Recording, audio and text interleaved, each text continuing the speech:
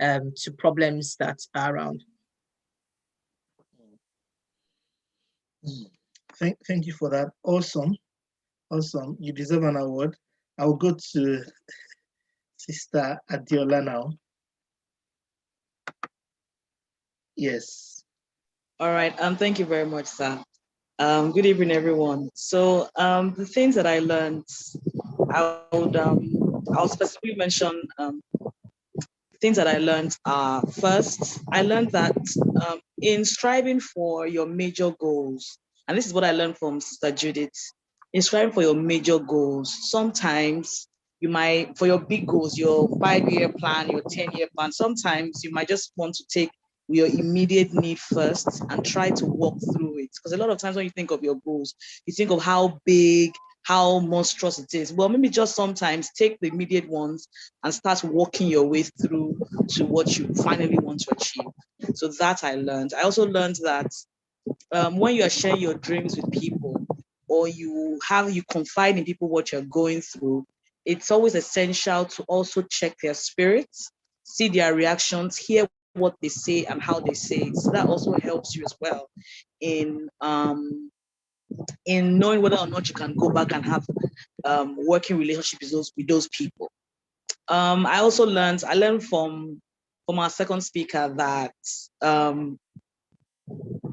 pray for what you specifically want. She said that she specifically prayed for a job that she was going to be liked.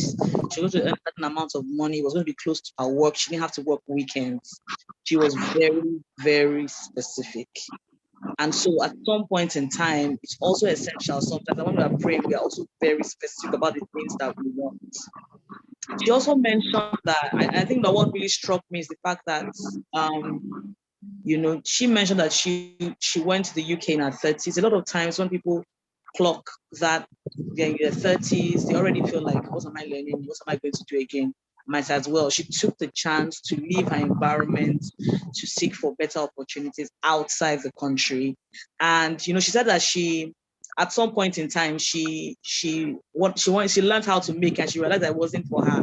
And so that also tells me that, at some point in time, there are things that come easily to some people. If it doesn't come easy to me, I can still just turn it down and just look for other things that I'm good at to also help. So that's what I learned last week. Thank you very much. Awesome. I mean, some people are professors, and when they speak, they summarize. She summarized the thing like, so people that were not here last week, you have your dose there. Hello. Èmi náà ni kí lorúkọ ẹ̀ actually mo wà lórí.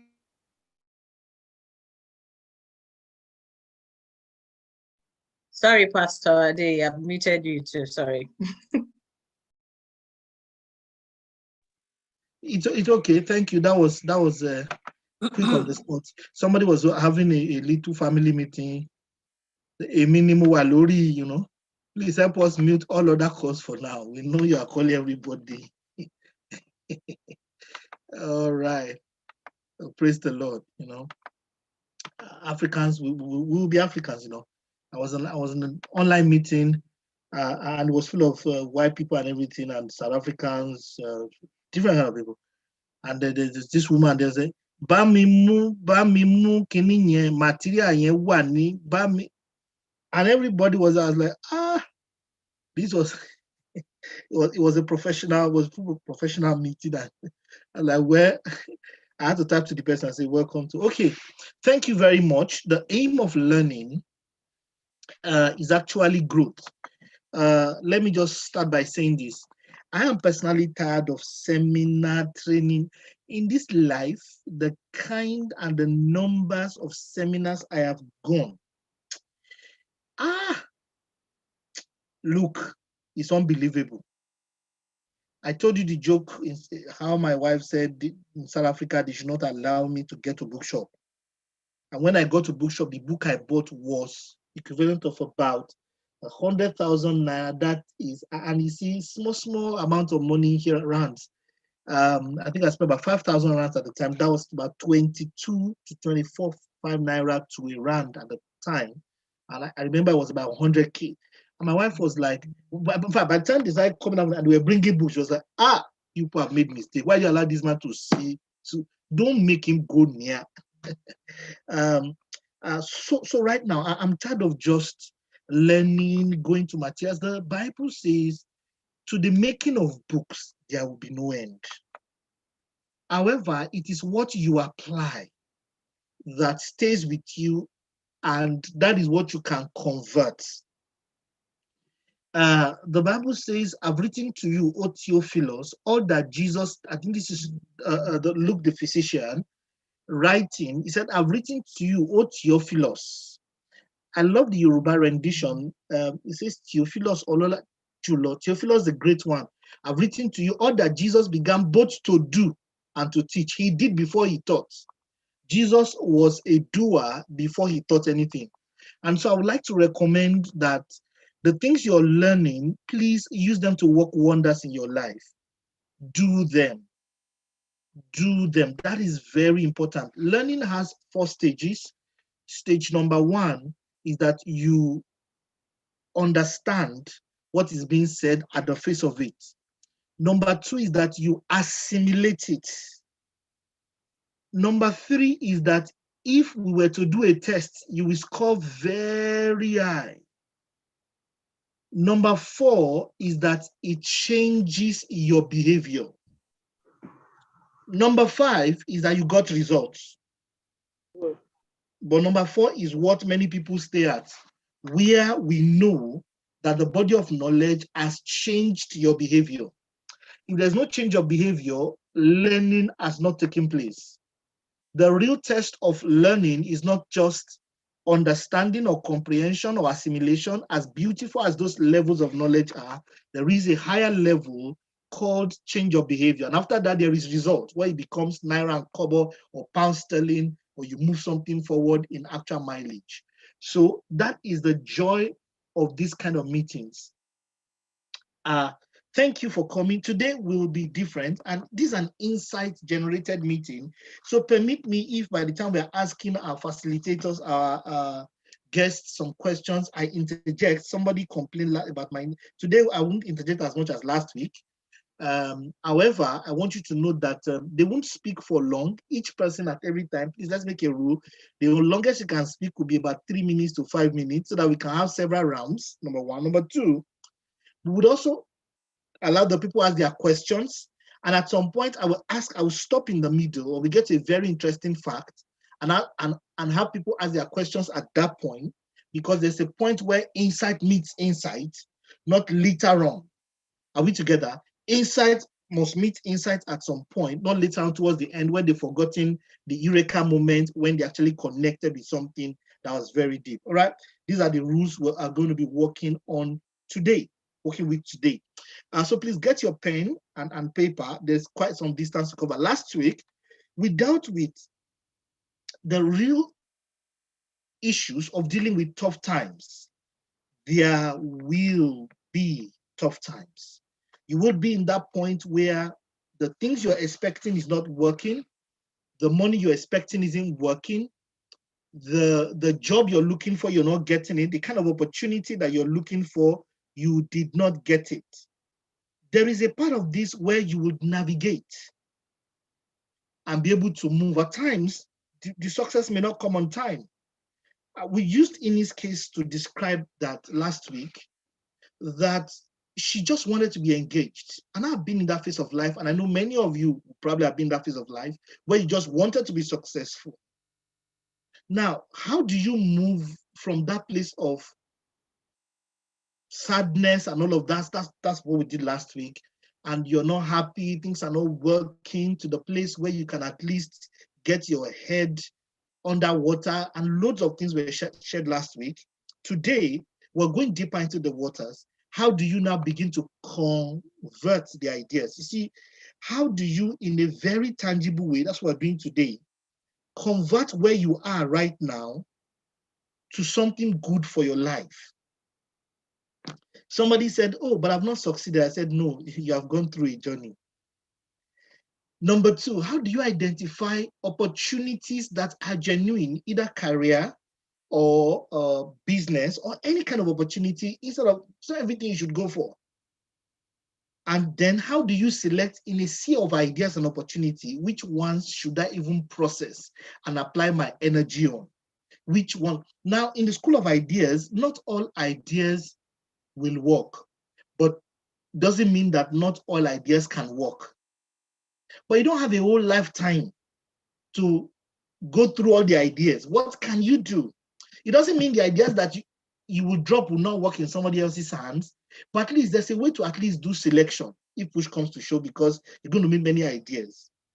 And to start us on the conversation, I will ask my first question. If you have any question, you can literally put in the chat. Somebody has done something in the chat, all right? So the first question I'd like to ask, and I'll start from Sister Temitope.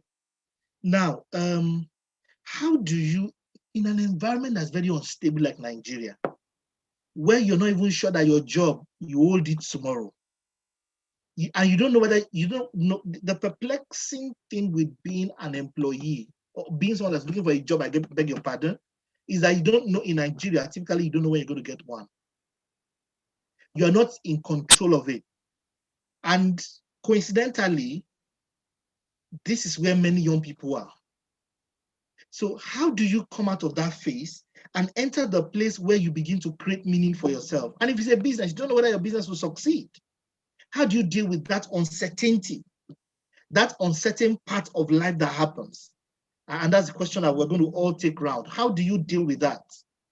Sister Temitope, please. You're the first person, after which we're going to ask Judith and then Statiola. Go ahead. Okay, thank you very much. First, I think I want to say that uncertainty is part of life. So there's almost nothing that we're going to venture into that is not going to have a degree of uncertainty or risk. But it's going to be, part of the issue is going to be, how much do you want what you want? So what does it mean to you? Are you comfortable with the status quo, or are you willing to pay a price for it to change? I think a lot of people get into the mode of being hopeless and feeling helpless. And then that kind of paralyzes them in a state of fear so that they are not able to move forward.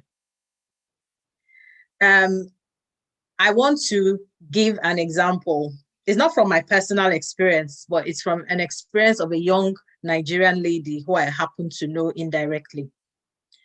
So this lady studied law, landed in a bank, started being approached by the bank manager. I mean, advances that were unwanted. And because she was rejecting the advances, it was as though it was going to affect her work or her progress at work. And one day she just said, enough is enough. I am not working here anymore. And she resigned. This was not too long ago, it was just some years ago. She resigned and said to herself that I did not go to I was not sent to a private university so that I will come and be molested or maltreated at my place of work. These, my two hands, will work for me. And this young lawyer went to learn how to make hair from the lady that used to make hair for her. From there, she started making wigs. The lady that was making her own hair became one of her employees. She started employing labor. She started doing her wigs small by small. She started exporting her wigs. As of today, she's a multimillionaire, sells her wigs, is into other kinds of business, supports her family, feeds many other families. But it started with, I am not comfortable with this state of affairs. I will not have it. There must be a way out. And with that kind of mindset, which I would say is a can-do mindset, she went on to put in the hard work in a field in which she was a novice.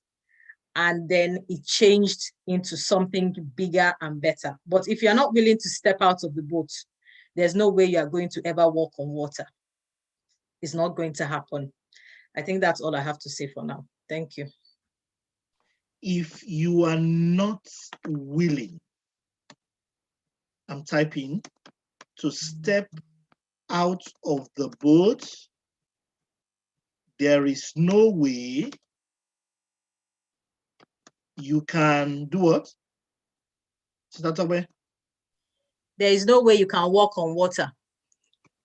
Wow. Wow. What an amazing one there. Thank you for that. So you must embrace your reality, which is you must step out. Somebody said your successes are on the other side of your fears. Everything you've dreamed of in your life, they're the other side. Thank you for that.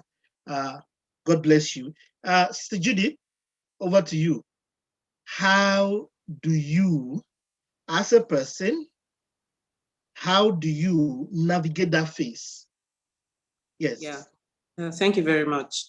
I'm going to, break it into two categories of levels of uncertainty. Okay. One of it is if you are solely responsible for fixing all your bills. There are some people, they can still have family financial support in terms of they still have accommodation, they can get accommodation sorted, they can run to mommy or daddy or any family member and get some bucks, or they have friends that can loan them money whilst they navigate. That's a different situation. Then there's another category where you don't even have on your own. I'm going to talk first of all about the person that is on his own, because that one is a more, I talked last time we spoke, I talked about the different kinds of problems and the pressure they exert on you. That one is totally different and it makes you more hopeless. And it drains your energy faster than when you have succor. Like, for example, Temitope's example, she had to resign from the bank. I didn't go to a private university. So when you look at the kind of background they are coming from, you see that somebody that went to a private universities are not cheap compared to government universities. So it's not, no matter how bad it is, if things go so airy, she can go back home and stay in her father's house and still get food to eat. That's one type. So the other type of uncertainty is you're on your own. So what I usually recommend is, at that instant, look for quick wins. Quick wins are things that you can immediately sell or services you can immediately render that can give you immediate cash to take care of your transportation, take care of your data, take care of any reoccurring expenses that you don't necessarily need to go and beg anybody for. Data, transportation, water, food. So you need quick wins. You need to look within yourself. What do you have inside of you? What are the things that you can do?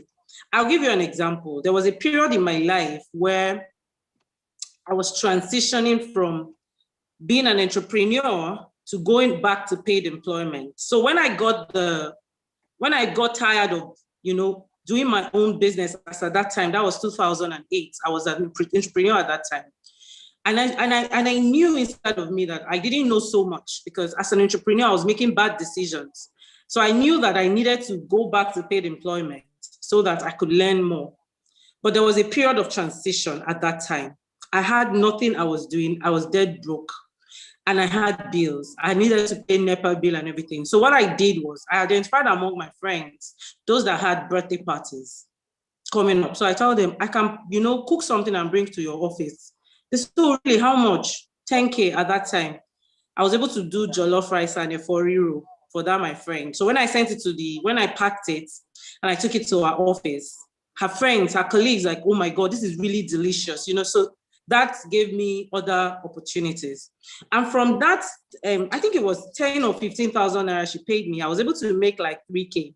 That 3K sorted some pressing needs like data, electricity. So it looked like a lot of money at that time, what I made. Now it's almost nothing.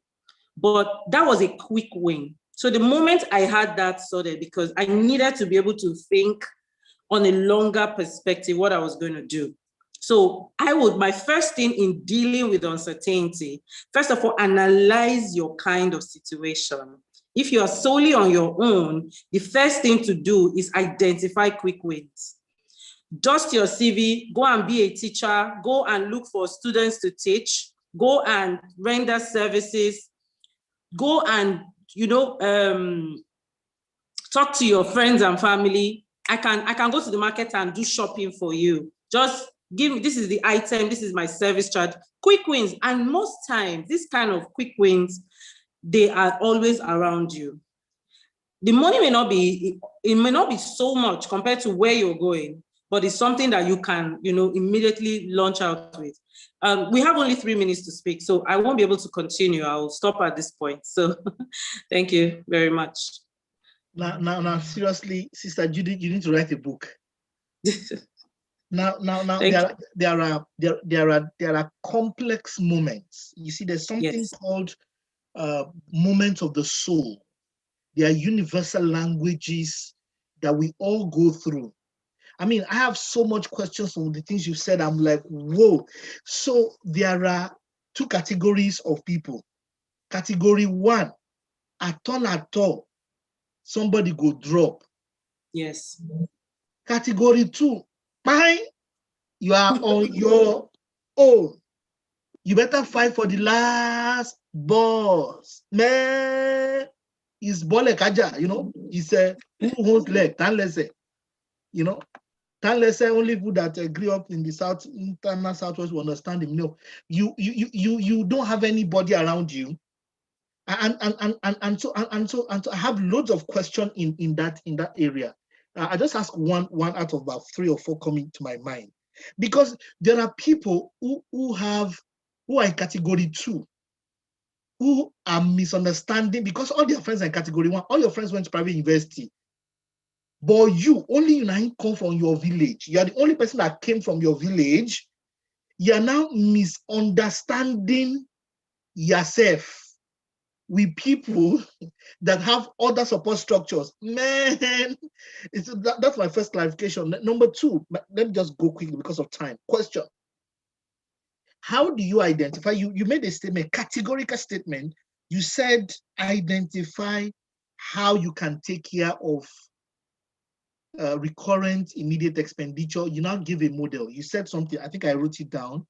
You said, just a minute, your quick wins are always around you. You said there are quick wins, and that is a law. Your quick wins are always around you. Now that's categorical. Now it's your story. You've gone through it. Now, how do I identify and connect with those quick wins that are always around me? If they're always around me, there's somebody on this call now who does not have a job. How do I identify them? What are you telling me that they're quick wins? You're making me feel like I'm lazy. So how do you know the quick wins around you? And Temitope also gave a lean in that direction when she said the lady went to do hairdressing. She left the bank from Mr. Randy boss who was disturbing the young lady. So how do you know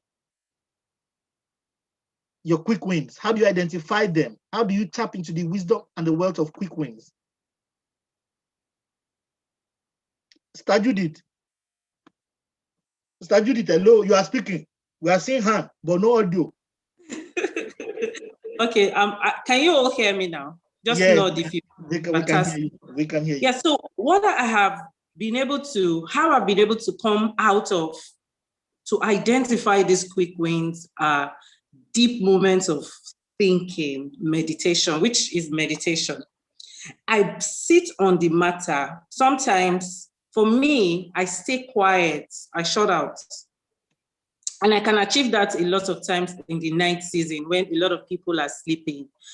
And then I begin to think about that problem. Like, I have to pay. I'll write out, first thing, I will write out all these immediate pressing needs. So as I see the figure in my head, then I need this amount of money. What am I going to do? What have I done before? Who do I know on the immediate? And what are the kind of problems that they have mentioned in my hearing? By, why is this phone not, why? I wish I can even know where I can get screen guards to buy for this my phone. Or I would sit on it and I will begin to, chew on the thoughts. I'll play back, because a lot of times they tell you meditate. Many people don't know how to meditate, but there's steps on how to meditate. And I learned this in place of pain. So you sit down, you can sit in a dark, in your quiet room, you can have YouTube, you can put on any millionaire secret, anything that you know can trigger that thought, but it comes purely from within. And you must, in that pain and despair, you begin to think, what can I do? Quick win, something that with 5K, I can start the business. Something like, even if I say I should, how many people do I have I can chat with? It's from thinking. You think, you play the things as scene by scene. You think about you gather the amount. You think, what can I immediately do to give me this certain amount of money? And there are some of the problems. It's just what you will get at that instant is to call a friend, tell them what you have in plan, that you need this certain amount of money to bail yourself out. That can be your quick win. So it's in that place of thinking. So you just have, at some point, you think to a point, you begin to feel easy. Then you know you have cracked on something. Then you now zoom in on that particular thing. Just like I put different sweets on this table. Please pause. And then pause. Maybe eclairs, the chocolates of all the kind of sweets picks on my attention. Yes, sir. Please pause. Please wait, I beg you. Now this is getting, I'm forced to, I was trying not to interject. No, please, you're going to rewind, I beg you. You were relaying a mental syntax. Yes. And a model. Yes. You see, success, when you can copy a successful person, you can be successful, particularly what was the person thinking when they are performing an activity. Yes. Once you can acquire the body language, the thought processes, the audio or the things that someone was saying when they are performing an activity, once you get the synchronization of these things, you can repeat the same thing and get the same results. That's why what you're saying, I'm forced to pause you. I'm sorry. I promise to pause. It's too much. You said when you hit, it's called sweet spot in creative thinking. Okay. When you have solved the problem, there's a scripture that says, when your soul has found the pathway of wisdom, then wisdom becomes peace unto your soul, then you will have rest. It's written paraphrase like this somewhere in Proverbs. When you hit the moment of aha, you might not have solved all of the problems, you have hit a spot. Yes. Now, whether that spot will work practically is not the issue. Your thinking has gone at the level. I wanted that point clear, and people should please write it down. So please, I want you to rephrase again about from play the thing scene by scene. Then please round up, and then I'll cost that Adiola, please. So in rephrasing, I said the first thing, write out the amount of money and keep it in your mind. Okay, number one. Please, that's number one. That's number one. You keep it in your mind. You know, our mind functions like files. Or page by page. So page 1, I need, let's say 1 million. Page 2, how do I get this 1 million? From the things that I have, the services I can render. Is there anybody owing me? Maybe somebody's owing me 500K. That's part of. So what can I immediately sell? You know, so then you now align all your frames. What can I do? The list of things you can do. How many people need these services on the immediate?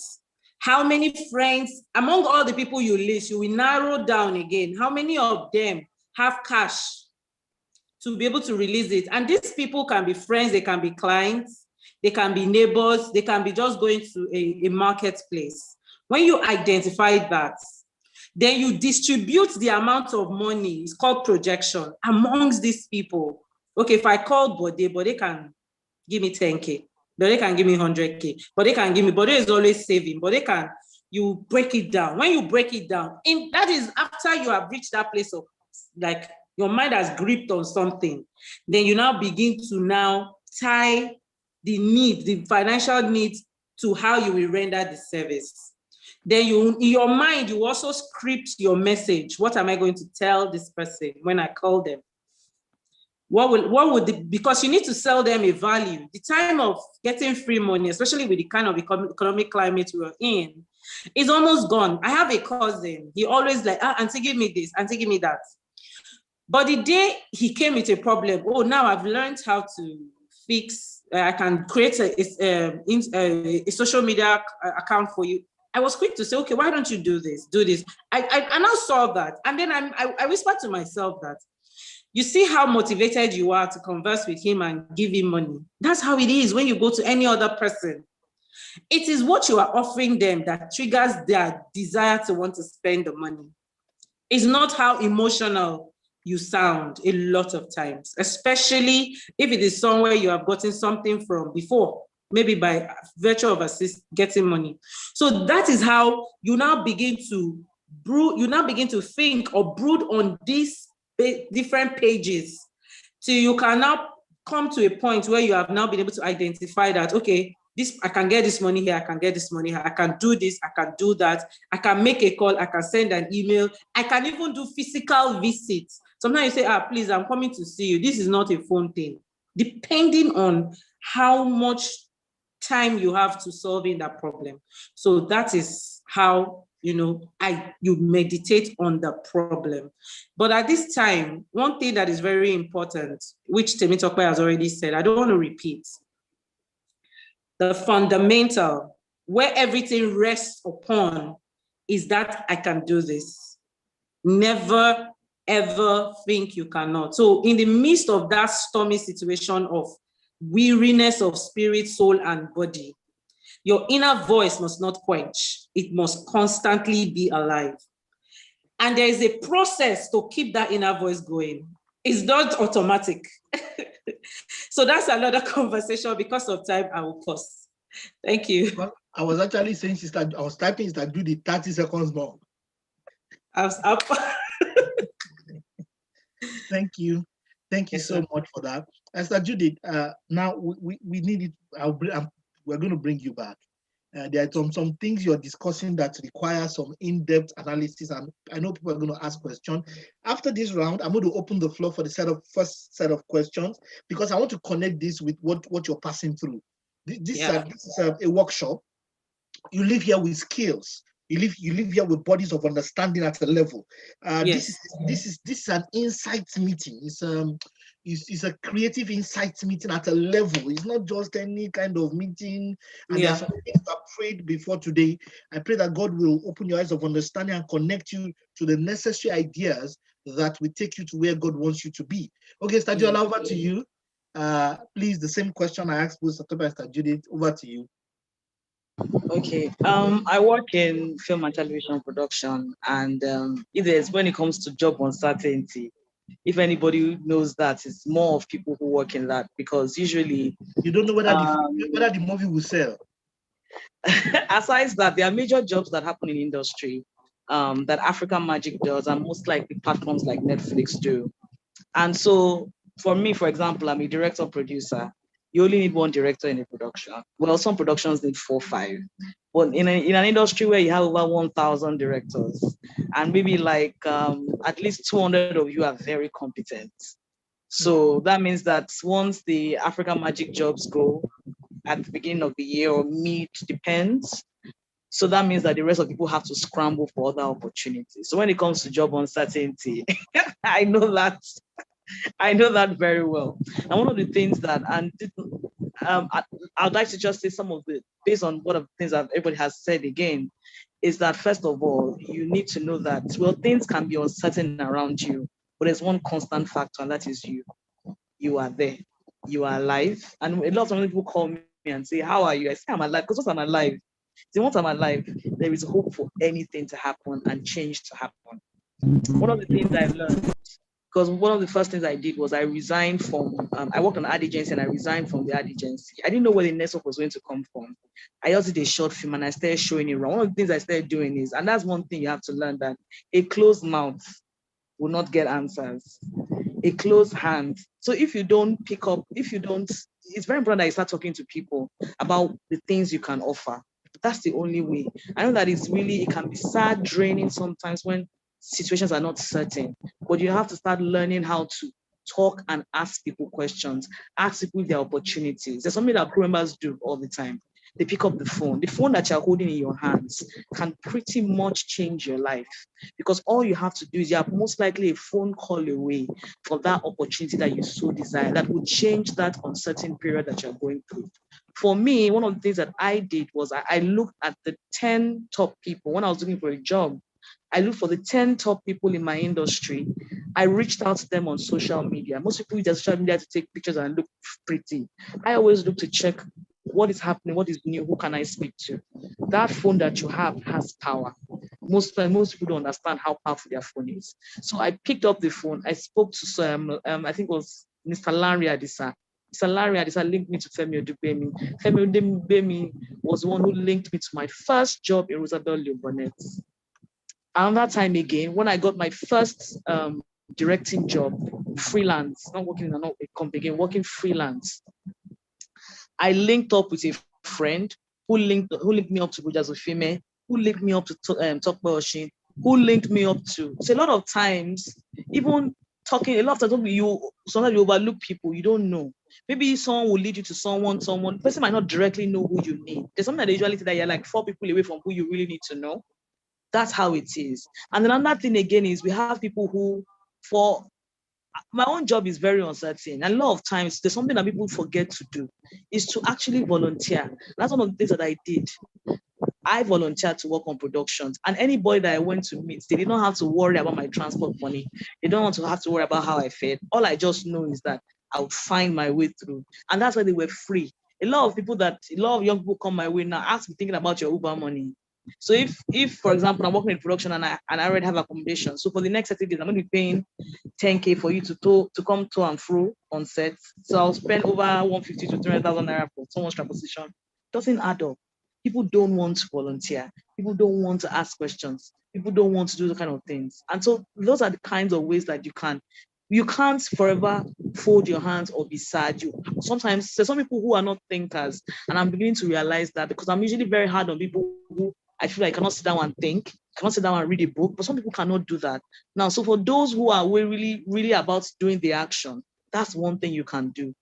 Ask questions, ask people for opportunities, go online and be polite. Don't be rude, be polite and send an information and say, please, I'm looking for this opportunity. I'm free. I have people who are like orgas in my industry who say, do your life is anything? And you know the funniest thing, when someone calls me, I'll be like, Jay, because they called me late. And so the opportunity I'd given to someone else because I didn't know that I forgot. So it's always good to remind people about what you do, who you are, and the opportunities. Use your social media.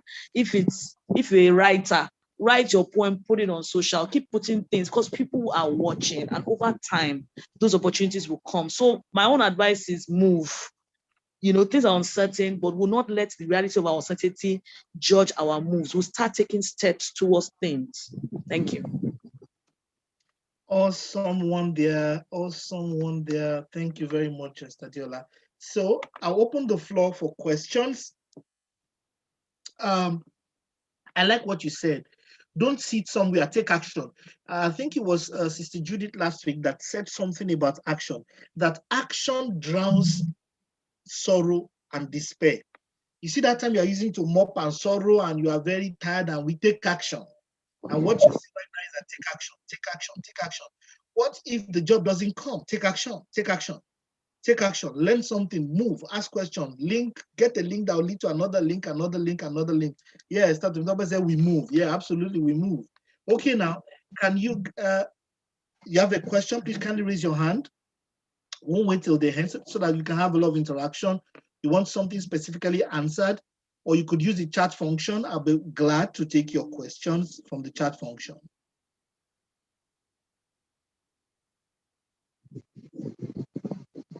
Everything is fine. Oh, let's go on. Do we have anybody that has a question, or can I just do it? Okay, since nobody's asking any question, I can go on to the next thoughts.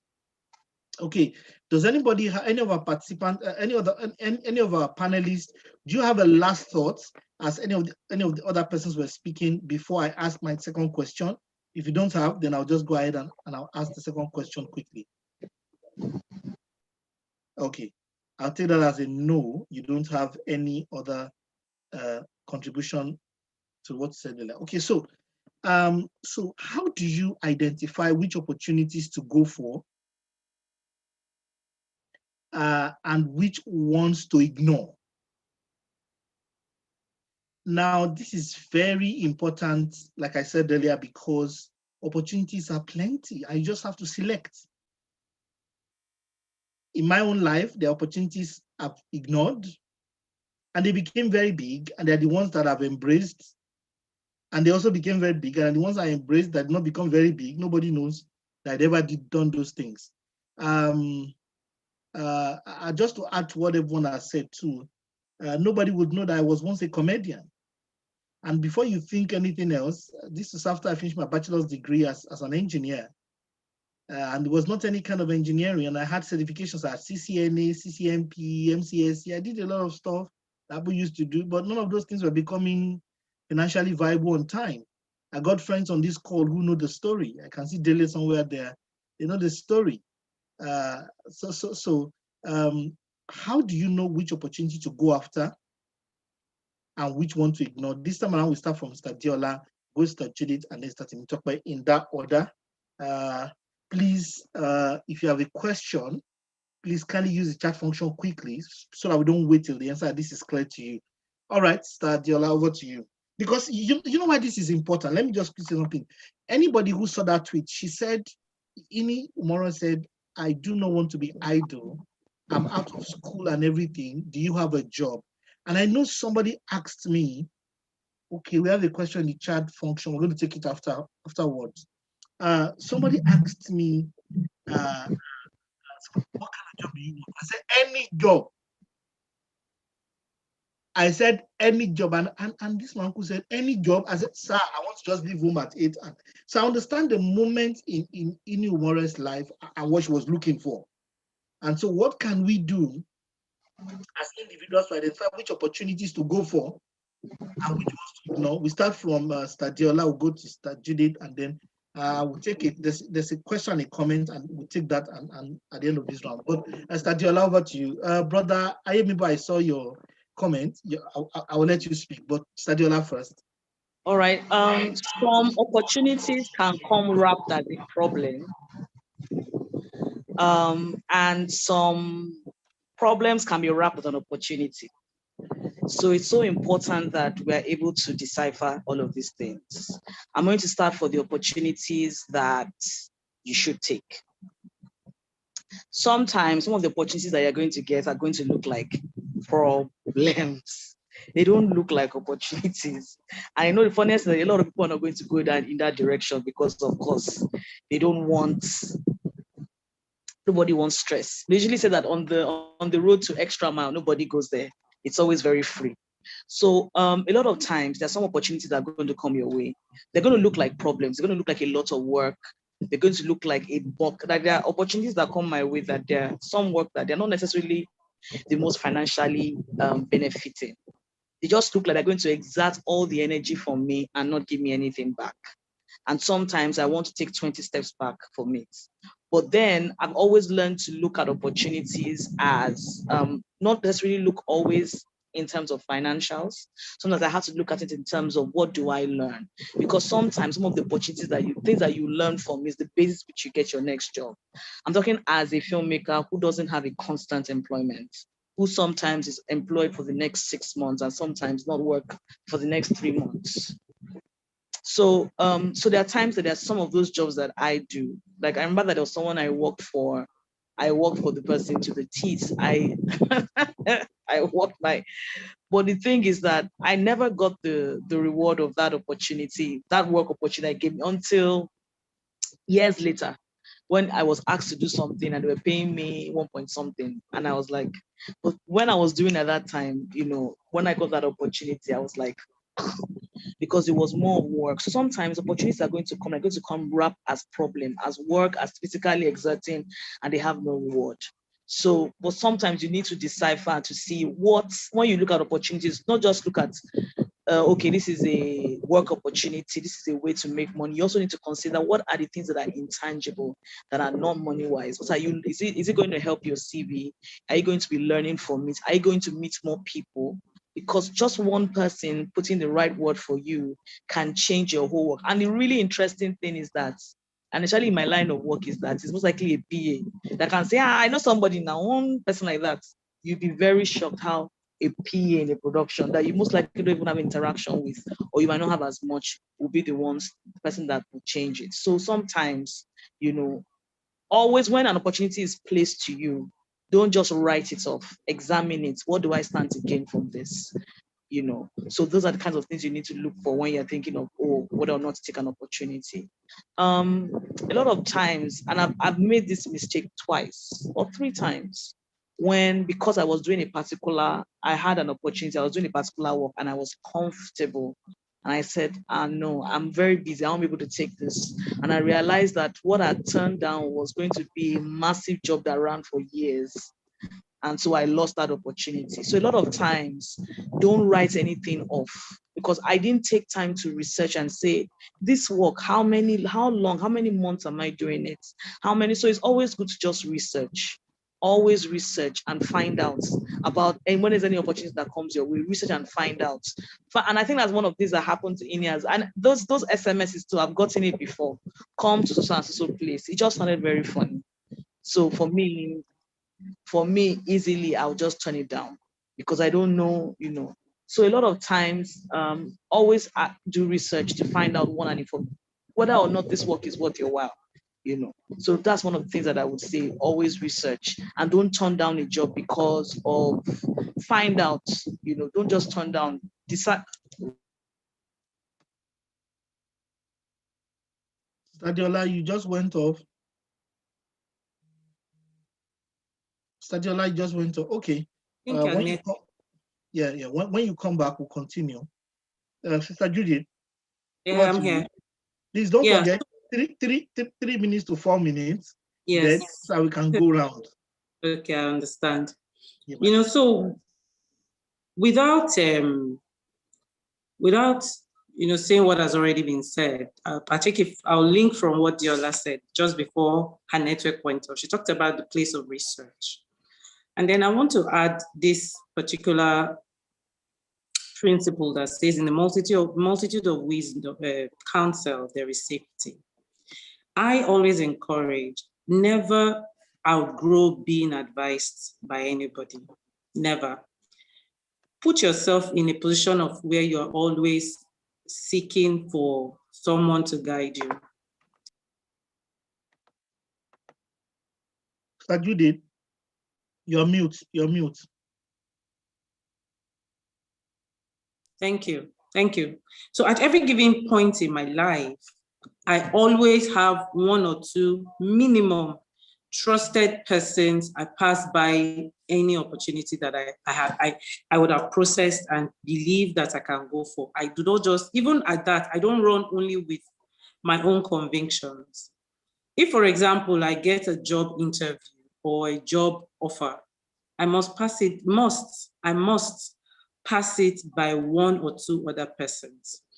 So for the Ini Imoren situation, you can see that she only had a peer-to-peer influence in her life. Just imagine for 1 second, like we play back the events, and she was able to talk to someone who is a bit higher up to say, I got this text message for a job. What do you think? The person will, spur some questions, ask some questions that will get you thinking. So I always anchor myself and my plans on other people's knowledge, always. If it has to do with job, and I identify these people based on their strengths and the areas that they have gone through in life. If it is about a job, I talk to at least 1 HR personnel. I talk to another person who is in that industry. Then if I can go further, if I see someone who is working in that company, I now still. So we should cultivate, which is also another level of research. It is more manual than relying only on the internet. So these are just people around you that you can ask. Don't be eager to jump on any idea that you're being told about. That moment of let me just think over this thing. Give me a night. Let me sleep over this thing. Because every human being has that internal ability to process things. It's inherent in every human being. A lot of times we don't exploit it. It's like your reserve of power inside you as a human being. Every human being has it. Is that internal ability to spot good from evil. Sometimes you just see that something just makes you unsettled. You don't ignore it. Sit down, ask people. If on your own you can't get any information about it, even when you Google and you don't see anything about it, just allowing time, a moment of time can do all the magic. Allowing a moment of time, speaking to minimum of 2 people concerning that particular opportunity that you want to go for will go a long way in being able to identify the safety aspect of this opportunity, being able to identify the viability, being able to identify, will this idea or this opportunity be well embraced if it happens to be that I want to, profile this business to people. So those are the, quick methods that I would advise anybody to deploy in this kind of period of time. Thank you very much. What you said right now, viability, safety, and audience appeal of the idea, of the ideal job, whichever way. Thank you so much. That was deep. Over to you, Sister Temitope. Please unmute your microphone. Go ahead. Yeah, thank you very much. It's been really insightful, like it was last week. And I'm having a great time gleaning a lot of knowledge from this inspiring co-speakers I have on the platform today. So there are a few things that they've touched on that I'll just talk about briefly. One of them is that and that's a bit of a highlight from what Sister Judy just said, that is about how you feel about it, that internal compass. Some people will call it intuition. That is one side. If something reeks of pressure, of desperation, you want to be careful about it. And I talk a lot about relationships on my group. If you are desperate, you are likely to make a wrong decision. And as it applies to relationship, it applies to work, it applies to many things. So stay in peace at all times, stay in peace. If you think something is affecting your peace, then it means you need to pause and find out why. Whether you want to pause and take it into the secret place, or you want to pause and take it to people that have a mentoring function in your life, people that you trust their judgments, like wise counselors, like Sister Judith has mentioned. But not everything that has an audience appeal is for you. It's like saying not everything that is good for you. So there's the part of, what do I really want? You do not have to take every job because everybody is doing it. You are a unique individual. So there are people that would say things like, just give me any job. Just give me any man. Just give me, is she a woman? Bring. That kind of thing. It would usually result in some form of error until proven otherwise. So, especially when people are children of God, I believe that I talked a bit about identity last week. I say the children of the King always have a choice. So you should not take anything that is in front of you. You should not accept anything that just comes to the fore just because it is there. Many times, the counterfeit and the truth are very close to each other. So sometimes when good things are coming, things that are not as good might be hanging around, trying to show up first before the real good things come. And it takes intuition. We'll call it intuition. We'll call it discernment in our circles, because some things are not clear, which is why this part of going into the secret place, meditating about things, makes a huge difference. So I want to touch on some other things that Adeola has spoken about, and that is about the intangible benefits of a job. So something looks ordinary, it may not be. If it is a learning process, it will be useful eventually at that level or at a higher level. The impact of relationships cannot be overestimated. Is, as my boss at work likes to say, it's not about what you know, it's about who you know. So many people have skill. Sometimes one person putting in a good word makes a whole difference in a person's life. So the value of somebody knowing you have integrity, the value of somebody knowing you are responsible, the value of somebody knowing you are truthful, the value of somebody knowing you would deliver on time, those things cannot be bought with money because they will defend you when you're not there. So I think that's all I have to say for now. Thank you. Thank you so much, Sister Temitope. Awesome inspiration. That was wonderful. I like some of the ways you put it, internal peace, intuition, discernment. Although you opened some complex conversations, so some complex things. I mean, how do you explain intuition, discernment? How do you become more valuable? You opened so many questions, but it's okay. This is a research. After this meeting, you should go and read something. Thank you so much. I'm excited at what's going on. Sister Diola, welcome back. But while Sister Diola is trying to, are you online? Your audio is yet to join us. Don't worry. Take your time. We are here. My brother and friend of many years. I'm tempted to call him EFCC. That's the name of a computer college he founded many years ago. Brother Dele, are you there? Remarkably lovely friend. Known him now going to almost 2 decades. Brother at arms and in every way you can think about it. Are you there, Dele? Yeah. Thank you. You wanted to contribute. Yeah. When you talk export in Nigeria, Dele is the leading consulting mind in export. Remarkable guy. Solid to the core. Brother of mine indeed. We are not discussing export tonight, though. Dele also runs a career school for young people, passionate about Nigeria. It's going to be one of our guests very soon. Dele, over to you. Please keep it short, though. I know you can lecture, but I beg. God bless you, brother. I think jumping on all opportunities is a sign of lack of focus. I think it's so important for us as humans to really get to a point that we know what we want. Because I've left banking for about 10 years. Different business opportunities have come my way, but when I was leaving, I knew exactly what I wanted.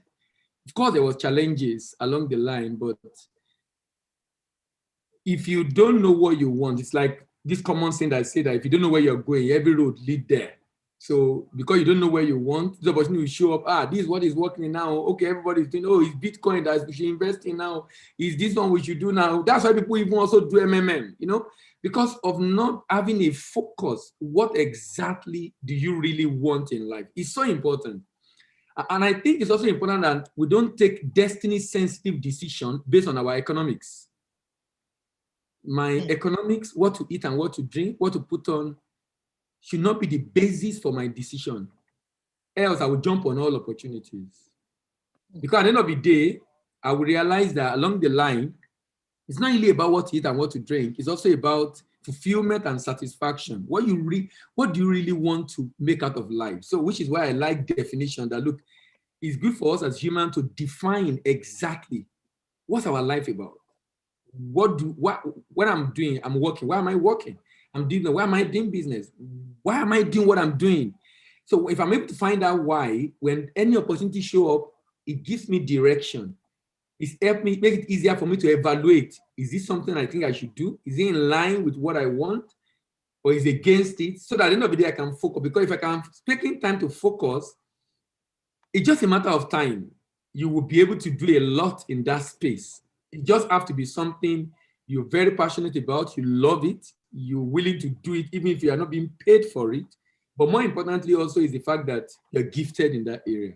So as much as possible, if you're going to be, avoid being distracted by different opportunities that show up, we first of all must define what we want to do so that we can be focused. And then it's easier for us to separate what we want from what we don't want. Thank you.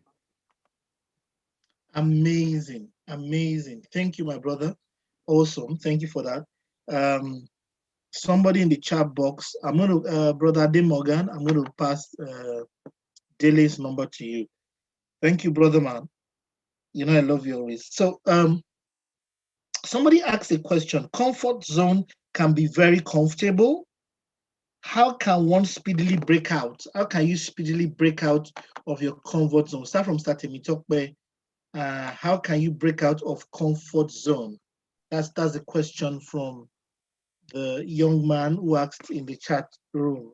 I think that's Campus Flus. Yeah, over to you, Mr. Temitope. Thank you. Before we go to the speedy part of breaking out of the comfort zone, there has to be a desire to leave the comfort zone.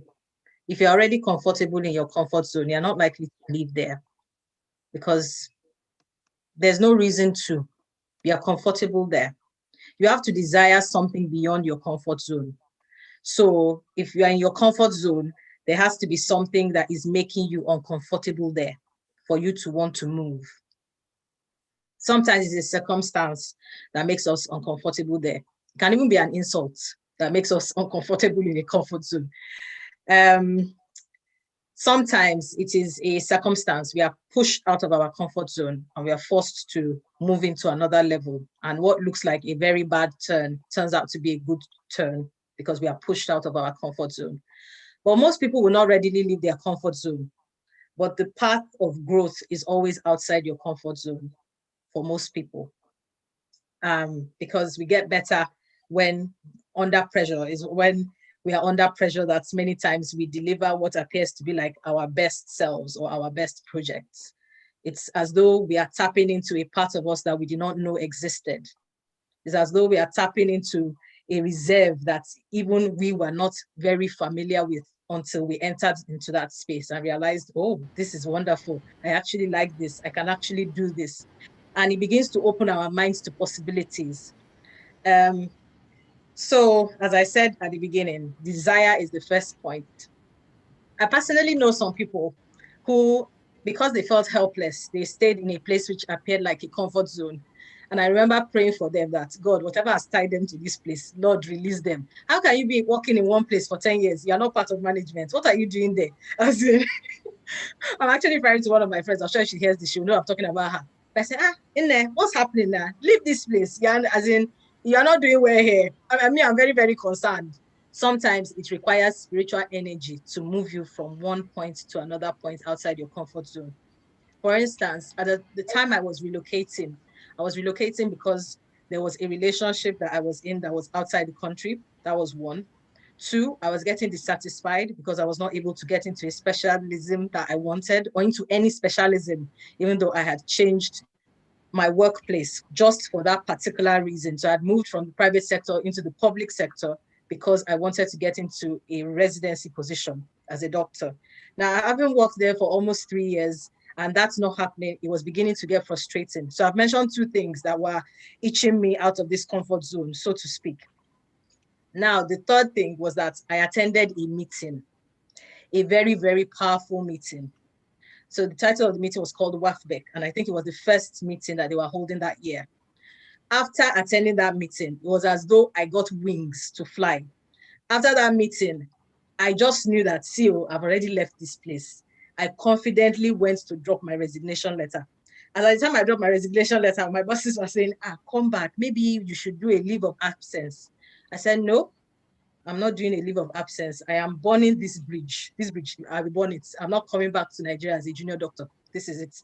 So I can only say that that kind of strength came from the corporate grace I had received in that meeting, along with the other things that were pushing me out of my comfort zone. So leaving the comfort zone is not for everybody, but being outside the comfort zone is the place to be if you want growth and if you want expansion. Thank you. Awesome. Thank you so much. I like the spiritual meeting angle. The corporate energy that came from WAFBEC actually gave you the wings to fly. The anointing, the unction. Never joke with it. Thank you for that. Sister Judy, over to you. Very much. You see, one of the ways to know, because some people don't even know they're in a comfort zone. and you just see them living like the life begins to leave them. They are not living the life again. So now, first of all, you must be able to, you need to, first of all, check yourself by, Diola said something, you stayed in a place, one particular place for 10 years. You need to check that, how long have I been here? Am I progressing? Am I achieving anything new? Because the way life is designed by God, it has growth, no matter how little in quantity. Life is designed that you constantly grow and advance, either intuitively, either intangibly or tangibly. At some times in your life, you grow both ways. You grow intangibly, you grow tangibly. That is, you have material things to show for your growth, and also have intangible in terms of the experiences and the knowledge that you acquire. There are sometimes you may not grow with anything tangible to show, but you have learned new things, you have gathered new experience, you have gone to trainings, you have gone to conferences, you have met new people. Then you need to now weigh your life. Have I grown within certain periods of my life? In what way? Is it in a way? This is how you know that you have been in a comfort zone. When you weigh these parameters, then you identify that I'm in a comfort zone. And growth never happens in your comfort zone. It's just like when Peter saw Jesus walking on water. Every other person in that boat at that time were in their comfort zone. But Peter launched out and said, bid me to come, Master. That is one way to leave your comfort zone. You must anticipate the next place you want to go to. It can happen in your mind. Until you do this, you may not be able to leave your comfort zone. So you must now also identify where next. And remember, the power of the inside of you, the who you are that rests inside of you, the ability to process these thoughts, the ability to exert that pressure on your mind to think it. Once you identify that, okay, this is where I want to be. Second thing is, in the midst of it, you need to become courageous. What is courage? Courage is acting in the midst of fear. Because to be honest with you, there is no heights that you want to take that your mind will not shake. Don't be deceived. Some people say, I don't fear anything. No, not everybody is like that. Many, many more people will be afraid to launch out of a sure place into uncertainty. So you move even when you are afraid, you now become courageous.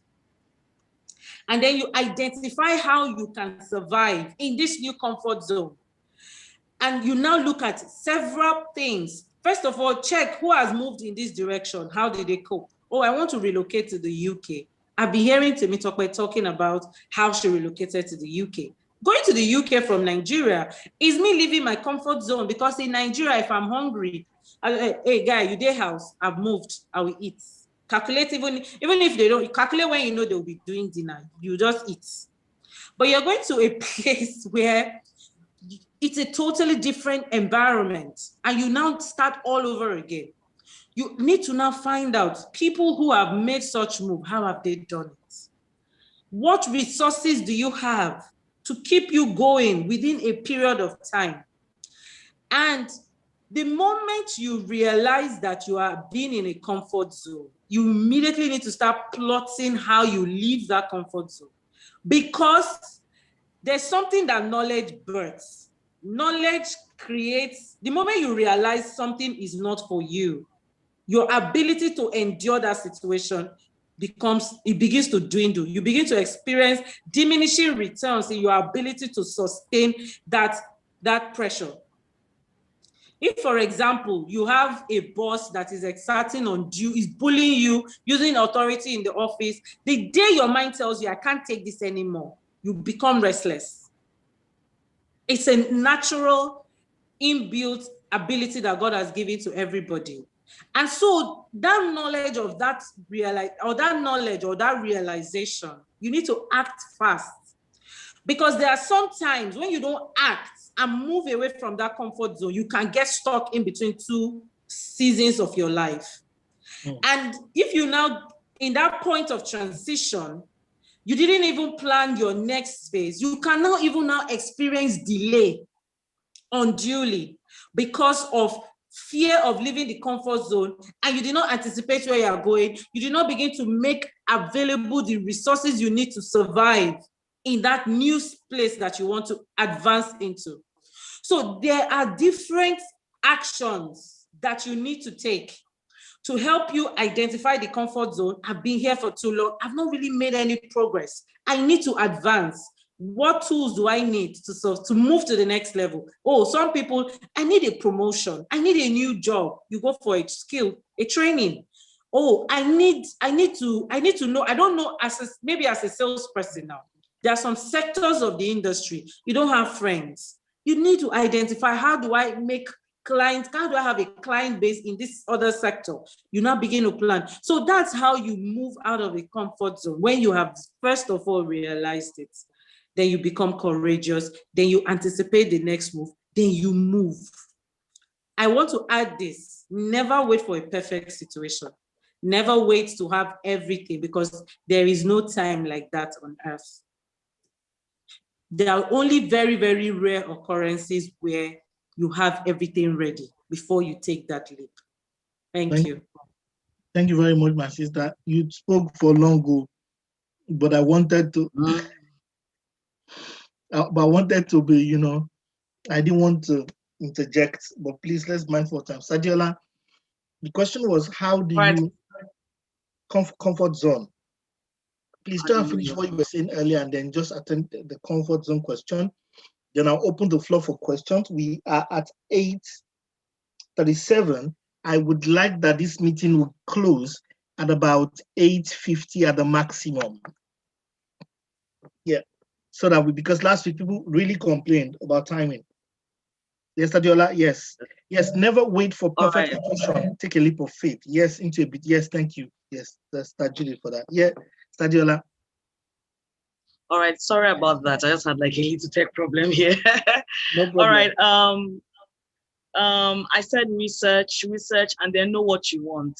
Because once you know what you want, you go directly for it. And that's the thing. Goals are so. I know that goals. It seems like when we tell people have goals and write it down, it looks like it doesn't make sense, but it really helps you. It saves time and it saves your energy because you know the direction you're going and you go towards there. So that's pretty much so that I can just quickly answer this. How to leave your comfort zone. I've had to leave my comfort zone at least twice in my career, two major moves that I had to do. And I think that the one time that you know you're in your comfort zone and you shouldn't be there, or you should leave, or you should just aim for something higher within the organization that you're in, is that there's always this thing of, I am more than this. I can actually do more than this. So a lot of times you know what you're capable of doing. Sometimes where you are at the moment might not reflect your ability.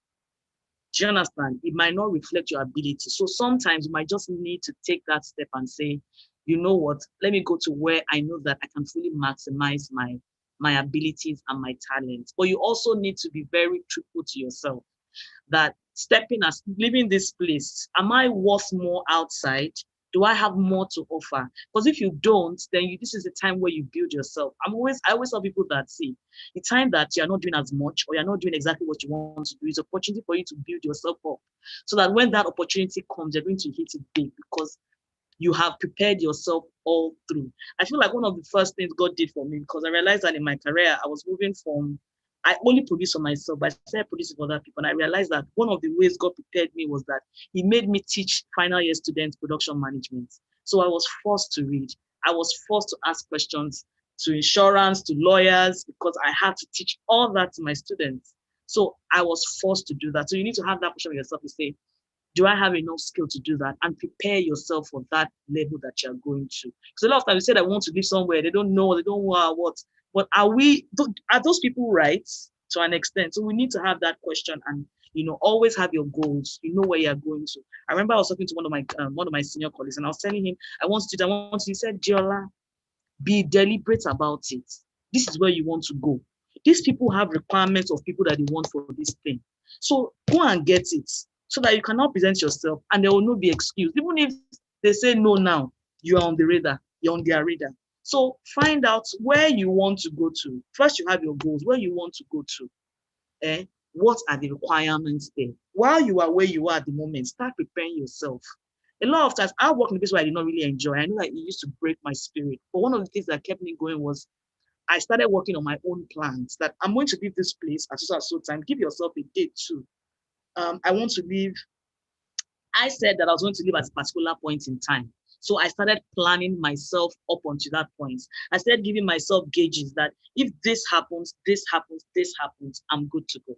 So give yourself things and say, these are some things that are required that needs to happen. When these things happen, then I have the clearance to go.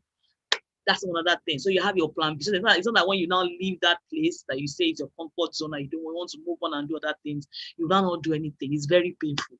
It's very, very painful. So use that opportunity to start planning and give yourself markers, gauge. This and this and this needs to be done. And then speak to people. I know that I always seem to hammer this a lot, but I've just learned that I'm that kind of person that in real life, I'm a real lodo. But the only thing I do is that I always ask questions and I'll look for books and ask people around, how do I do this? What do I do? So people that are where I am, I have to talk to them and ask them, how do you do this? And please, if this opportunity comes, can you put my name forward? I'm free. A lot of people sometimes assume that, this person is already working with this company, person is fine. So you also have to now start telling people, look, this, I'm free here, I'm doing this, and then live well. When you want to leave that comfort zone, have a good reputation and leave the place well. So that when they go and ask for where you are going to, they might ask. I remember there was one time we had a lecturer who misbehaved heavily. And so when she was going somewhere else, what they did was that they called the previous university she was working at and said, this person is coming. Does she have the competence? They said, no. This person is poorly behaved. This person plagiarized. So there's no way you can hire the person. So everywhere that person came, someone was a university lecturer, was dean, was assistant, was deputy dean, faculty of arts, became a secondary school teacher because nobody could vouch for her character. So also when you're leaving those places that you say, oh, this is my comfort zone, I want to launch out, leave those places well. I remember that when I was going to leave, I spoke to my immediate boss, talked to the next one, and went to my CEO. And I told him exactly what I was doing. So that anytime now I might go back to go and work there, I need to use their studio. And I'm going to get half the price. Because I've worked there before and I had a relationship with people. So that's because I had to live well. So that when anybody says anything about you, it's good. And then one of the things I also did was I had savings. When you're leaving your comfort zone, plan and say, how much do I need in so and so time? You have your savings. So that in case things don't work, always have plan A, plan B, plan C. Plan A, plan B, plan C. Always have that so that you know that that is easy. And please do the work. It's hard leaving your comfort zone. You see, comfort zone, you're going to another place again, which demands higher of you. Prepare yourself mentally, prepare yourself physically, prepare yourself for it. You have to do the work. Then you need to be patient. You need to be patient. A lot of times we are in a generation where we are not patient. The things that I'm not patient, but I'm learning it to wear patient like clothes because patience, I'm trying to make it be my virtue, but it's taking time. But I'm trying to be patient. So you also have to be patient for things. Don't just decide that you want to live today. Be patient. Sometimes you might plan that is 3-month plan, but in 6 months it works. Be patient and network. You can't, especially my own work is so horrible that if anybody calls about anybody, like I hear things about myself from other people. Someone will just say, Jola, I recommended you. They said this. I'll be like, really? I don't know this person. You'll be shocked. So network very well. Start speaking to people, start prepping yourself. And the truth is that another, of course, is more than important that you also pray. I know that this is not a Christian meeting, but prayer, you need it. And that's pretty much it. Thank you very much. Wow. That was awesome. Thank you. We are coming to the end of the event in a few minutes. I will leave the floor for questions. I have some last comments.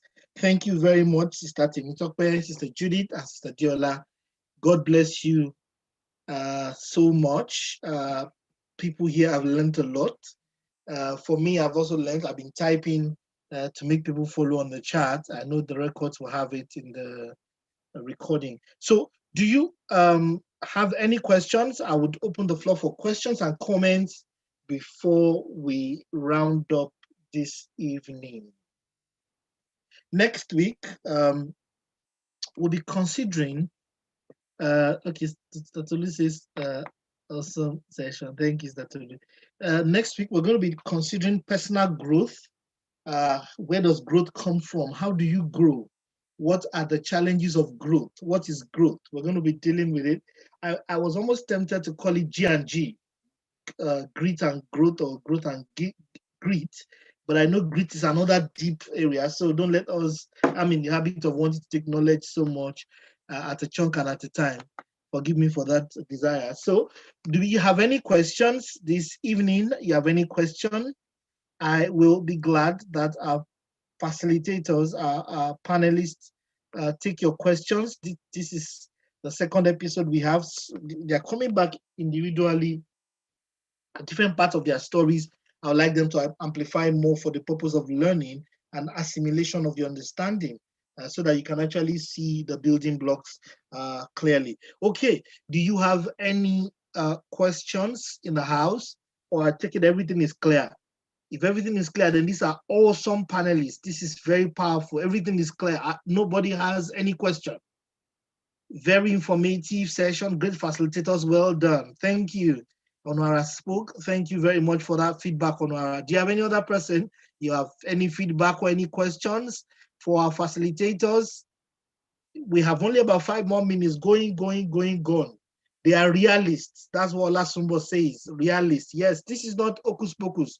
It's not you cannot aspire to perspire to the fire to rekindle the fire. No, it's kind of hocus pocus things that we say in motivational speaking. That's not going anywhere. All right, they are realists. By the way, a lot of motivational speakers, they are good people. All right, they're good people, but there are some things that beyond motivation. All right. Can we take any question? Do you have any question? Do you have any point you would like to ask them? Something bothering you, a particular thing in your personal life, you really want to connect the dots, something personally, you can ask the question. We have about 5 minutes, 4.5 minutes now to take questions. Okay, everything is positive. Great lessons learned. Awesome. Okay, we have Mr. Exporter himself, Bamidele Ayemibo. Brother man, unmute your microphone and fire. Okay, thank you. Yes, now I was just dropping a comment on the issue of that was being discussed last about leaving your comfort zone. When I was leaving Diamond Bank, one of my colleagues told me that I'm going on a suicide mission.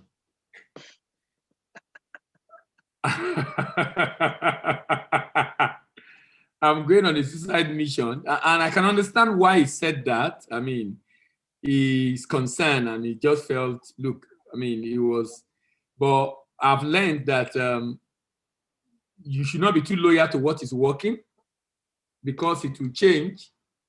Either you like it or not, it will change. So it's either you prepare for it, or the change meets you where you are, and if you are unprepared, it becomes a big challenge. But that the change will happen, that is extremely inevitable.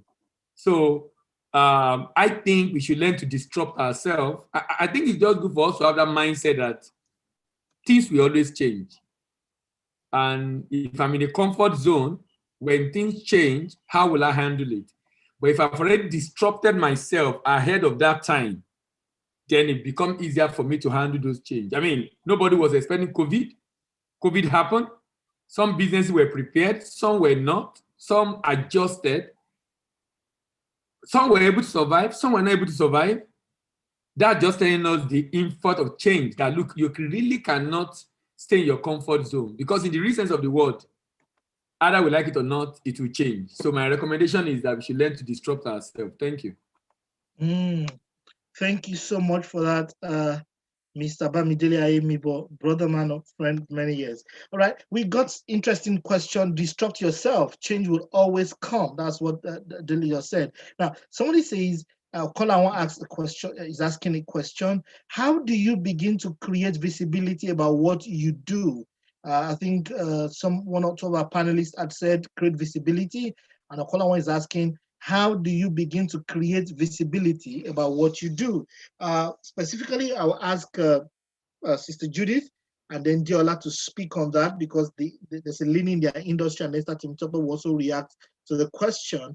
But please, over to you, Sister Judith. How do you begin to create visibility about what you do? Very good. Thank you very much. I will answer you very technically from a marketing point of view. In marketing, the fundamental of marketing is it rests on the 4 P's of marketing. The 4 P's, under one of the P's is promotion. So the place of giving what you do visibility falls under that place of promotion. That is, the first, you have your product, you have your price, you know the price you want to sell it at, you know where you want to sell it. 3, then 4, you now promote that product. So visibility is usually the 4th thing you consider when you want to, take your product to the market. So this is assuming that you have a product, you already know the price, you already know where to sell it.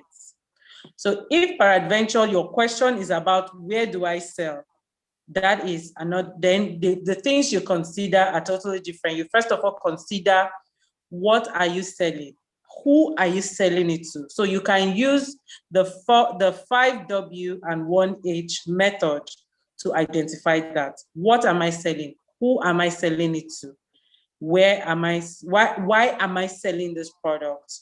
When do I want to sell this product? So if you have identified what your product, the problem your product is to solve, you have also critically identified your target market, which is in the pool of all the markets, the people who really, because there's no product that sells to every person in this world. No product at all. So when you have decided, you have gotten that, how do I become visible? First thing is, I always like talking from the basic. I like talking from the point of when you are starting from ground zero, because not everybody has the privilege of starting it from a grandiose level. So this is assuming that you have a 0 advertising budget. Now, visibility, like I did when I started to sell yam and rice, the bulk of the sales that I did in the last quarter of last year, I only created notice on my WhatsApp status. So leveraging on social media is very powerful. You just do not know. Only social media, and I can give you a report of what quantity of rice I sold to whom and how payment came in. Only. So your visibility can come through social media. Time is of the essence. You can now take it a step higher as you begin, and don't expand, don't go too far in visibility, like doing adverts if you have not developed your product very well. So you start from your immediate community, your WhatsApp status. Then you can now go on your Facebook page, your Instagram page. Start it local where it doesn't cost you so much. So then you get immediate responses, you get immediate feedback. And as you see how the responses is coming and how the product is doing, you can now take it a step higher to now do sponsored advertising. And there's another whole concept to that. Thank you very much. Time. Now, Okola will have to pay consulting fees. This is a consulting question. Sister Diola, please, just in a minute, what can you do, particularly when you don't have too much budget and you're just starting, like Sister Judith said, like a realist? What should you do? All right. I'm an industry where people need to see you. Is the truth. A lot of times when we want to hire people, we look at their social media or we find out what people say about them, so that we know whether or not we want to work with them as regarding. So that I really understand. A lot of things, and Judith has already said a lot of things, but I'll just add 1 or 2 things that I feel like has worked for me. But one of the things you also have to ask yourself is, are you ready for that visibility? Because when it comes, there are high expectations of you, and there's a certain expectation that you have, and you have to continue doing it for it to build. And that you also need to be patient because it will take a while. But when it does, like a lot of people that you see online who have blown online sensation, it takes some of them have been doing it for about 5 years. And maybe one day they just do one thing and that takes out and it explodes. So what a lot of what they usually say is that you really need to be patient. They said that to be a superstar, you need to do, like that's for film, that you need to have done a job of about 10 years. Not necessarily, but people say that, you know, when you see a success, it's not overnight, it's just a body of work done.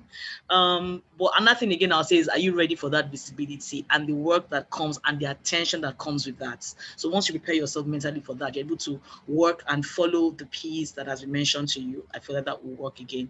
And then your phone is a weapon of mass opportunities. Your phone is a weapon of mass opportunities. That's where you can also get things doing. Another thing again that I've learned personally in my own work is that WhatsApp groups that has to do with my area. There are different WhatsApp groups that has to do with filmmaking for me and for documentaries. Those are the groups that I go to. And anytime I get, if there's a chance to speak sometimes, I do it. So that also makes you know that your people around you, your colleagues around you, people who also do the work that you do and know, will also be able to know you and also call you to opportunities, and they also bring opportunities your way. Because you can post, sometimes you hear someone post. I remember that how I met the cultural attaché for the French embassy. Simple. He put a post in our group saying, I'm working on a production, a French group of press people are coming to Nigeria. Is anybody shooting at any point in time? I immediately just reached out and said, yes, I'm shooting something. And he came over, and that built a relationship that when I went to SA, he introduced me to one of the top people in their country as regarding production. So it's always fantastic to join WhatsApp groups, networks, and then I'm sure you guys have associations and things like that. Those associations too are good because when opportunities come as regarding your area, those ones, they also come to you. So those, think of, you know, aside using online, so online is also very powerful. If it's just to take a couple of pictures or just show the work that you're doing or show testimonials too of people saying, oh, I use this or I work with this person. LinkedIn, most people don't use LinkedIn. Oh my goodness. LinkedIn is the shizzle because I realize that when people want to hire me, they just go to my link because I'm not an actor now. So they just go to my LinkedIn and they see all the work I've done. You have to update it at every. LinkedIn is like for Insta, for all the people that are very fashionable and the actors, they might use Insta, but LinkedIn is where that's a place where you can also do things like that. That will also give you. Then alum, you know, I realized that I was going to shoot in Unilag and what was going to cost me at least 600,000 naira. I got it for 150,000 because I'm an alum of the school. A lot of times those alums are so powerful. You never know.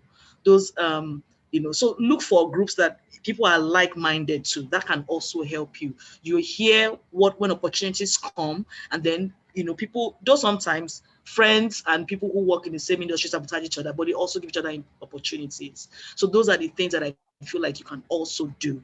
And of course, make sure that whatever you are selling is good. And I've learned something. My lecturer taught me something. He said, you can present a paper that is bad, but because you present it well, it looks very good. You can prepare a good paper badly and then it's zero. So you have to, packaging is so important. Even I am forced to say that because for me, I'm behind the scenes, nobody cares. I always feel that way, but I'm forced to even think a certain way because people judge by what they see first. Is what they see first. Thank you very much. Thank you very much. We have 2 minutes to go. My phone is buzzing, it's charging, and I know that's many people telling me time because yeah, so okay. Please, in 1 minute, how can you market yourself? Thank you for that, Stadiola. Thank you so much. Yes, Timtope. Thank you so much. It's a huge privilege to be at this meeting. Thanks very much, Pastor Adeye, and thanks, Mr. Judith. Thanks very much, Adela. I'm not going to repeat anything you've said because yeah, in the marketplace where visibility is very, very important. Some of us are still coming up as per that visibility aspect. But I really appreciate the part about patience. There is the God factor because sometimes you need wisdom. Sometimes you need just that one instruction that is going to make a difference between what you decide to post today or what you decide to post tomorrow. Depending on I will use Pastor Adeye's, the Kairos moments. You might not have known it was going to be a Kairos moment, but you posted something today. And tomorrow, that's what the world is talking about. Everybody will go back to what you posted yesterday and say, oh, maybe you knew something. And then it appears like you are very visible. So that is one part. Then you have to love what you're doing, be passionate about it. And it's very, very inspiring, very, very attractive when you see somebody that's passionate about what they do. Even if you are not interested, you will look at it twice, because their passion is showing through, their enthusiasm about what they do is showing through. And if you then find somebody that maybe needs it in your circle, you say, oh, that's true. There's this person that is always shouting about this forum and that, all of that. Okay, maybe I will link you. It's because they have already showed you that enthusiasm about their product. And then if I want to just take it back to the Bible says, do you see anybody skilled in his work? He will stand before kings, he will not stand before mere men. So the part of putting in the work, the part of putting in the skill, investing the hours, it cannot be overemphasized. As in, if your product is good, people that you don't know are going to say, even if they don't like you, they are going to say it is good. It was said about Daniel that they did not find anything to hold to him apart from about his God. He was a perfect statesman, which is something that is quite far-fetched in our day. But that just shows that your integrity is going to speak for you. Your skill is going to speak for you. And I think that's what I want to add to the discussion. Thank you so much. Thank you so much. Awesome time of listening. I have learned a lot, and my notes are full in the chat box, as you can see. I will still distill them later. The note you finished on, let your work speak for you. Let your work speak for you. For those who are looking for a job, you're looking for a job, prepare. What we say is that you may not be able to say when the job would come, but you can prepare for the opportunity so that when it comes, you are the best candidate in town. Also, change happens at the point when disgust is maximum. How do you break inertia when you find yourself resting on your comfort zone and you don't want to change? It's because the comfort zone is more comfortable than the perceived future. How do you stay on your bed so that you are rolling on the bed and you are late for work? It is because the brightness of the day and the work is far dull compared to the comfort of the bed. For example, if I decide to make your bed more comfortable by pouring water on it, you will stand up. Or I put pin, because it's much more uncomfortable, you will embrace the change of standing up. Or I promise you 15 million in good currency. I'm going to give you 15 million naira if you get to work at 8 o'clock tomorrow morning. Now you will not sleep anymore all through the night, because I've made the brightness of the day stronger than the comfort of your bed. So you gravitate towards pain or pleasure. So how do you effect change? Increase the discomfort or increase the comfort. Either way, it will migrate you from a zone of comfort to a zone of higher comfort, as the case might be. Or you use the pain model, whichever one you choose to do. Thank you very much to our facilitators. Please, they have helped us to work wonders. Let me unmute your microphone. Say thank you, Sister Judith, Sister Tokpe, and Sister Diola. Unmute your microphone, everyone. Just let me say Thank you, ladies. Thank you. Thank you very much. Thank you so much. God bless you. Listening Thank to you you. very much. Thank you. Very much. Insightful, very. Thank you. Thank you very much. And then we pray that God's grace will be upon you more, and the Lord will increase the work of your hands. The Lord will bless you. It will cause you to have abundance on the earth, and you would fly far higher than where you've been before now. And grace is your portion in Jesus' name. For everyone who's come tonight, thank you for coming tonight. The Lord will bless you. We pray that his favor and his grace will be upon you. We pray for increase in the work of your hands, and you will prosper in Jesus' mighty name. 3, 2, 1, let's do the grace together. Thank you all for coming. The grace of the Lord Jesus Christ, the love of God, and the sweet fellowship of the Holy Spirit be with us now and forevermore. Amen. Surely God's goodness and mercy shall follow us all the days of our lives. We shall dwell in the house of the Lord forever and ever. Amen. Glory to Jesus. Next Wednesday, the link, I'm going to share the link again.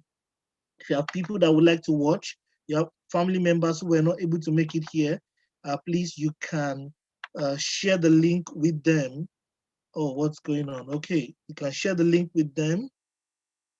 Oh, sorry, that wasn't the link. I'll look for the link right now. Thank you everyone for coming. Share the link with them.